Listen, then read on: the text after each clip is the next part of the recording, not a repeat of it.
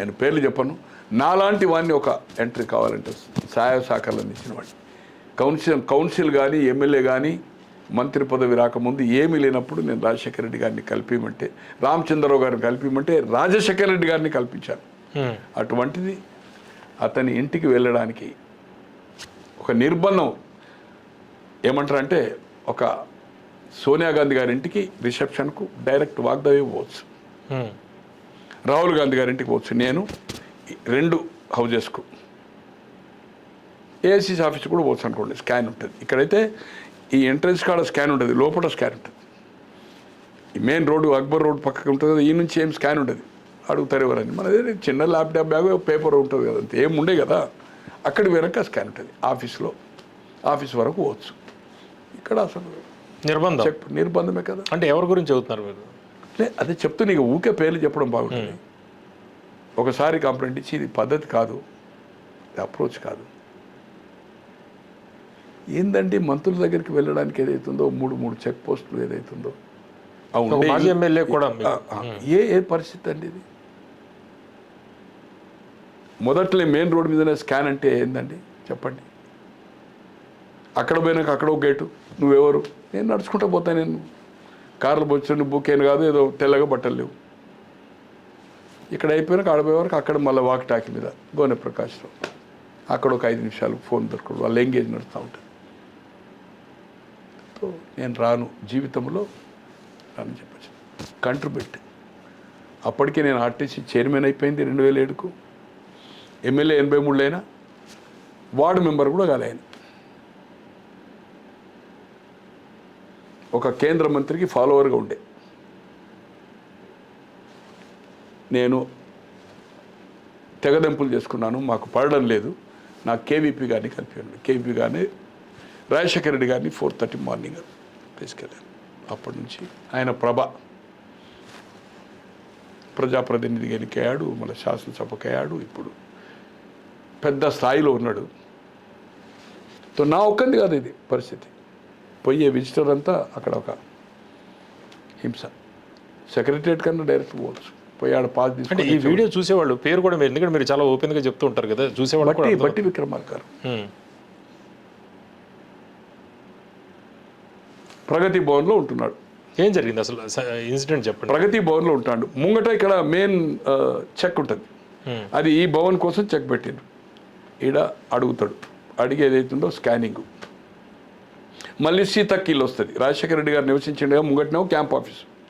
మళ్ళీ అక్కడ పోయే వరకు ఆ హాల్స్ ఉంటాయి కదా, అంబేద్కర్కి ఉండి ఆయన గేట్ ఉంటుంది. అక్కడ గేట్ బంద్ ఉంటుంది. అక్కడ ఒక ఆయన ఉంటాడు, ఆయన వాక్ టాక్లే మాట్లాడతాడు. అక్కడ పోయినాక చెప్పులీడు అంటాడు, ల్యాప్టాప్ బ్యాగ్ ఆడ పెట్టంటాడు, సెల్ ఫోన్ పెట్టంటాడు. నా కళ్ళ ముందే బుకే ఎట్లా పోతుంది, నా బుకే చెక్ అంతే ఎట్లా పోతుంది. అక్కడ ఇంట్లో పోయినాక బుకే కూడా పోద్దు కదా. బుకే, స్వీట్ డబ్బాలు, బ్యాగులు పోతున్నాయి. ఎవరు? ఐఏఎస్, ఐపీఎస్, ప్రజెంట్ ఎమ్మెల్యేలా, లేకపోతే వాళ్ళకు రెగ్యులర్ వస్తుంటారు స్థాయి వాళ్ళు చేస్తుంటారు. అంటే బట్టి గారి దాకా ఇది తెలిసి ఉంటుందంటారా మీరు వచ్చినట్టు? ఆయనకే చెప్పాను కదా సార్, నేను ఆయనకే చెప్పాను. ఒకసారి జరిగితే నేను బయట హాల్లో కూర్చున్నాను. అలా నువ్వు వీడియో ఎదుర్కొంటే నేను నాకు ఎప్పుడైనా కానీ కూర్చుంటే మీరు కూడా చూస్తారు కదా, మీ ఆఫీస్కి వచ్చి ఇట్లా ఒక ఇట్లా ఈ బ్యాగ్ ఉంటే హాల్లోకి రాని అన్నాడు, నీ కూర్చుంటే హాల్కు రాని అన్నాడు. ఎవరు వాళ్ళని తిట్టినాడు. మళ్ళీ లోపల పోయినాం, హాల్లో కూర్చున్నాం. కూర్చున్న తర్వాత నేను లిస్టులో తెప్పించిండు, నీకు పేరుందా లేదా, ఆయన ఒక లిస్టు. అక్కడ పేరు ఇచ్చిన వాళ్ళు అక్కడ రోడ్ కాడ నుంచి వదిలిపెట్టారు. పేరు లేని వాళ్ళు లోపలికి రావడానికి వీల్లేదు, విడిచిపెట్టాడు. అడిగి ఎట్లా అన్నది మంత్రులు కావడానికి నిర్బంధమా? ముఖ్యమంత్రులు ప్రధాని ఇందిరాగాంధీ గారు ఓపెన్ దర్బార్ కలిసింది కదా సార్. అంజయ్ గారు బయట వచ్చి ఎన్ని వందల మంది వచ్చి కలిసింది కదా సార్. అంటే డిప్యూటీ సీఎం అంటే ఒక ప్రోటోకాల్, ఒక సెక్యూరిటీ. ఏం ప్రోటోకాల్ సార్?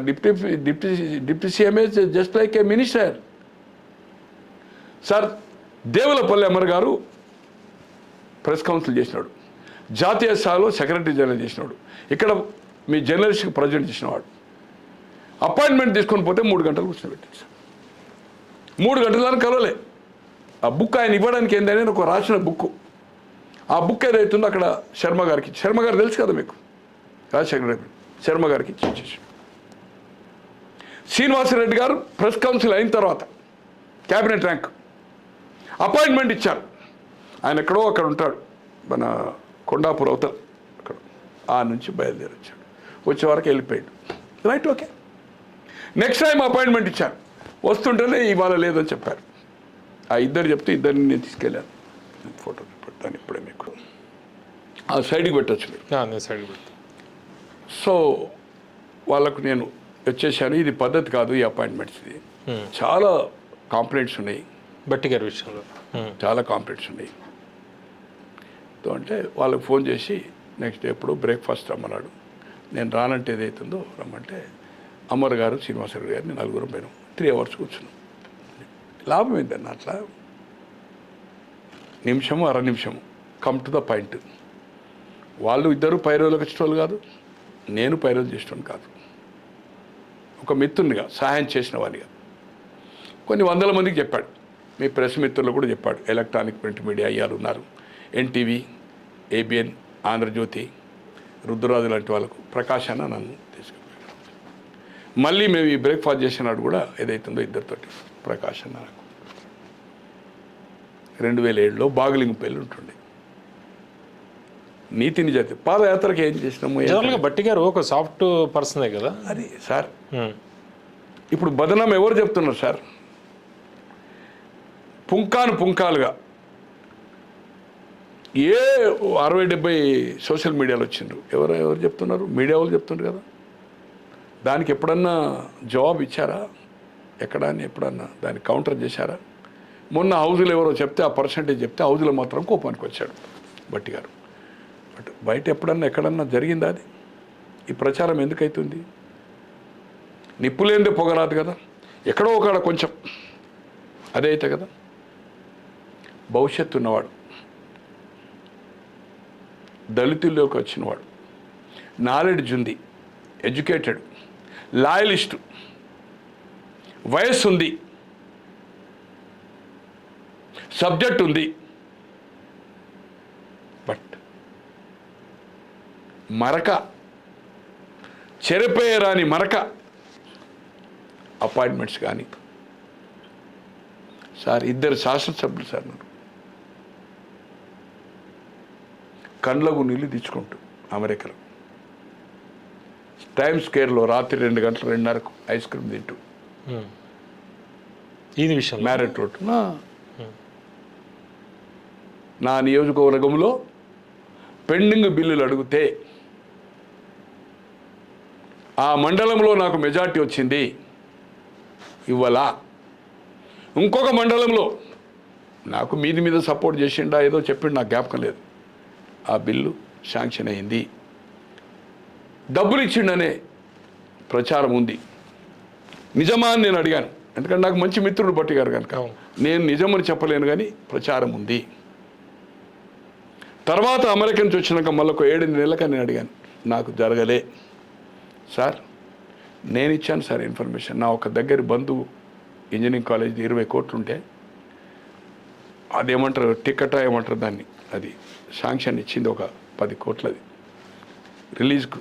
ఏమంటారు అంటే అది చేస్తారు, ఏమంటారు దాన్ని, నాకు ఐడియా లేదు. మనకి పైరల్ చేయం కదా. స్కాలర్షిప్ అదే ఫీజు రియంబర్స్మెంట్. మేము ఈ పాలసీ పెట్టుకున్నాం, మేము ఇవ్వడం లేదు అన్నాడు. Right, okay. బట్ మీరు ఇచ్చిన నేను ఒక కాలేజీల పేర్లు ఇస్తాను చెప్పాను. ఇమ్మీడియట్ ఇచ్చిన తీగల కృష్ణారెడ్డి ఖమ్మంలో ఒక కాలేజీది, ప్రతాప్ రెడ్డి మన ఎక్స్ఎమ్మెల్యే ఆఫ్ జనగాం ఆయనది, మొన్న ఓడిపోయాడు మళ్ళీ కాంగ్రెస్ నుంచి, ఆయనది ఇచ్చాను. ఇస్తే నేను వెరిఫై చేసుకుంటాను. ఆ రోజు ఖమ్మం వెళ్ళిపోయాడు. ఆన్ ద వేలో చూసుకున్నాడేమో, తెలుసుకున్నాడు. ఖమ్మం కూడా అయింది. అంటే ఆయన ఖమ్మం, ఆయన మంత్రి కావచ్చు, ఇంకో 2 మంత్రులు ఉన్నారు కదా, వాళ్ళు సీఎం తోటి చెప్పించుకోవచ్చు కదా. ఇంకొక 5-6 ఇస్తా రిలీజ్ అయినాయి. బస్ నాకు దగ్గర వాడు, నా బంధువు, జీతాలు ఇవ్వలేని పరిస్థితిలో ఉన్నాడు, చాలా ఫైనాన్షియల్ క్రైసిస్లో ఉన్నాడు. ఇక ఆగాని 2 డేట్లు పెట్టాడు. అప్పటికి జార్ఖండ్ ఏదో ఇన్ఛార్జ్ ఉండే, నేను అక్కడికి వస్తా అంటే నేనే వస్తా, రాత్రి అవుతుందో 10 గంటలకు వస్తా, మీరు రండి ఇంటికి 10 గంటలకు. జనరల్గా రాత్రి కూడా 2-3 గంటలు దానికి ఉంటాడు కావచ్చు.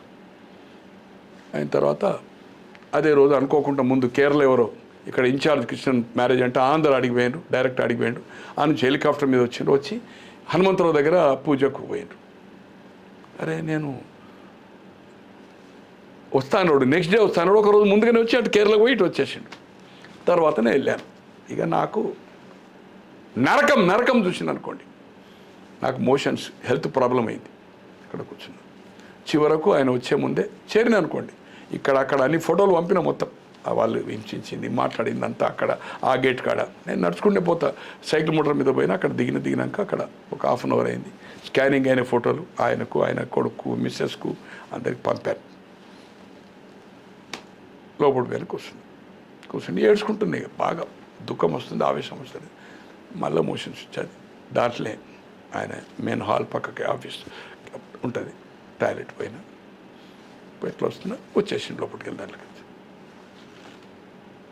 నరకం చూసినా ఇక నేను రాను అంటే నేను లైఫ్లో నీ ఇంటికి రాను అనేది ఏడ్చుకుంటూ వచ్చేసిన. వస్తుంటేనే మళ్ళా నడుచుకుంటూ రాను కదా, మళ్ళీ నాకు వచ్చిన ఊబర్ లేట్ అయింది. ఫిలిం నగర్ కల్చరల్ సొసైటీ అది క్లబ్ ఉంది కదా, పోయి టాయిలెట్ పోయి ఆ కడ్రాయర్ను కడిగి ఆ చూపెట్టి ఆ ఫోటోలు కూడా ఆయన పంపింది. ఆ రోజు నుంచి ఇప్పటి వరకు వెళ్ళాలి. పని జరిగిందా చివరికి? అంటే తర్వాత జరిగిందా లేదు నేను వాళ్ళతో వెళ్ళలేదు. ఇక ఆయన ఎందుకు చేస్తాడు, మనమే రిమైండ్ చేయప్పుడు ఎందుకు చేస్తాడు? జరిగిందా లేదా వేరే సంగతి లేదు. అటువంటి పరిస్థితి ఉంది కాంగ్రెస్లో. అంటే అప్రోచ్ ఎంత కఠినంగా ఉంటుందంటే, ఈ చెక్ పోస్ట్ ఎందుకు సార్ అక్కడ పోయేటోళ్ళం? ఆ లిస్ట్ ఏంది, పేర్లు ఏంది, ఆ లిస్ట్ ఉన్న వాళ్ళని వదిలిపెట్టు ఏంటి సార్? ప్లస్ మీరు మాజీ ఎమ్మెల్యే కూడా కదా, ఏంటి సార్ అది?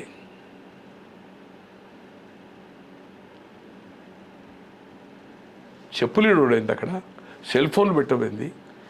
వేరే సెల్ ఫోన్లు కూడా వస్తున్నాయి కదా, అందరూ వచ్చి అధికారులు మాట్లాడుతుంటారు. హాల్లో ఒక 40-50 మంది 60-70 మంది కూర్చోవచ్చు, అందరు ఫోన్లు మాట్లాడుతూ నేను చూశాను కదా. బూకేలేంది, బ్యాగులేంది, ఎట్లా చెప్పండి అది? నేను ఎక్స్ఎంఎల్ఏ తెలుసు, ఎక్స్ఆర్టీ చైర్మన్ తెలుసు.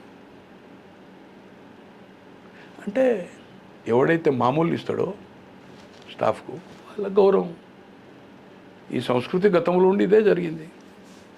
ఇది నాకు తెలుసు. 72 నుంచి నేను ముఖ్యమంత్రులను మంత్రులను హైదరాబాద్ ఉండి కలుస్తున్నా. ప్రెసిడెంట్ ఊళ్ళో సరైనంటే సీఎం ఛాంబర్లో కూర్చుంటే, పాత బిల్డింగ్ కూడా వెంగళరావు గారు, రామారావు గారు 85లో కూర్చున్నాడు. పాత కులగొట్ట హెరిటేజ్ ఉంది కదా మిడిల్ బిల్డింగ్, దాంట్లో వెంగళరావు గారు దాంట్లో కూర్చుండేవాడు. పివి నరసింహరావు దాంట్లో, బ్రహ్మారెడ్డి దాంట్లో, ఎన్టీ రామారావు గారు 85లో మళ్ళీ దాంట్లోకి పోయాడు. ఆ 2 ఏళ్ళు జానారెడ్డి గారు ఉంటారు ఆ ఛాంబర్లో. పెద్ద నైజాం పీరియడ్లో, బ్రిటిష్ పీరియడ్లో కట్టిన బిల్డింగ్లో. సార్ ముఖ్యమంత్రులు చూసినాం, మంత్రులను చూసినాం మేము. ప్రధానమంత్రి ఇందిరాగాంధీ గారి ఆఫీస్కి వెళ్ళాం మేము. కేంద్రంలో ఎంత సిస్టమేటిక్ ఉంటుంది, ఒక మంత్రికి మనం అపాయింట్మెంట్ అడిగితే మన ఫోన్ నెంబరు, ఇప్పుడేమో సెల్ వచ్చినాయి, అప్పుడు ఏపీ భవన్ ఉంటే ఎక్స్టెన్షన్ కూడా చేసేది అవుతుందో అపాయింట్మెంట్కి మళ్ళీ ఉందా లేదా అని చెప్పేవాళ్ళు. నేను ఎమ్మెల్యేగా ప్రధానమంత్రి ఆఫీస్లో అపాయింట్మెంట్ అడిగి 9 రోజులు 9 రోజుల తర్వాత నాట్ పాసిబుల్, అనదర్ 1 వీక్ అంటే ఏదైతుందో ఒక రైల్వే దాని గురించి. జూన్ ఆఫ్ 83 నేను అప్పుడు సౌత్ బ్లాక్ అని అర్థం. ఇటు ప్రైమ్ మినిస్టర్ ఉంటుంది, కింద డిఫెన్స్ ఉంటుంది, ఇటు పక్క మొత్తం హోమ్ ఉంటుంది. ఇండియా గేట్ నుంచి పోతుంటే రైట్ సైడ్ ఇది, లెఫ్ట్ సైడ్ ఇది ఉంటుంది. అదే ప్రెసిడెంట్ హౌస్కే. హోమ్ మినిస్టర్ సుబోధ్ ఖాన్ సహాయాన్ని కలిసాం మేము, పోయి ఆడనే లంచ్ చేసాం మేము. శత్రుఘ్న సిన్హా, ఏది వెంకటస్వామి గారి కిడ్నాప్ అప్పుడు, చంద్రశేఖర్ గారి గవర్నమెంట్ అప్పుడు, వికాస్ అట్లే డిఫెన్స్ మినిస్ట్రీ మన మల్లికార్జున్ స్టాఫ్ అటెన్షన్ చేసి ఫోన్ చేస్తారు, అపాయింట్మెంట్ అడిగితే ఈ టైంకి మీరు రండి అని. పోయే వరకు అక్కడ గేట్ కాడికి ఓపెన్ ఉంటుండే. ఇక వేరే కేంద్ర మంత్రులు కలిసిన ఆ పేర్లని వదిలిపెట్టండి. ఇదేందండి? అంటే కేవలం బట్టి గారి దగ్గర లేకపోతే అందరు మంత్రుల అందరి దగ్గర ఎట్లుందో మనం ఏం పోలేదు. మన పోలీస్ సెక్రటరీ, ముఖ్యమంత్రి దగ్గర నిర్బంధం ఉంటుంది సార్. మంత్రుల దగ్గర నేను అనుకోను కదా అంటే ఉండదు. ఎనీ హౌస్ వరకు ఖచ్చితంగా పోవచ్చు అందరి ఇంట్లో. అక్కడ లిస్ట్ అయితే నేను అనుకుంటే మినిస్టర్ ఖాళీ ఉంది. సొంత ఇళ్ళల్లో మంత్రులు కూడా నేను మంత్రులైనా కలిశాను. నో దే కెన్ గో, ఇంటి దగ్గర ఆడపోయి కూర్చోవచ్చు, అందరు పెట్టుకోవచ్చు, అందరు కలుస్తారు. ఇక్కడ పేరు లేకపోతే నో ఛాన్స్ ఎట్ ఆల్. ఏం దౌర్భాగ్యము అంటే అదని కాదు కానీ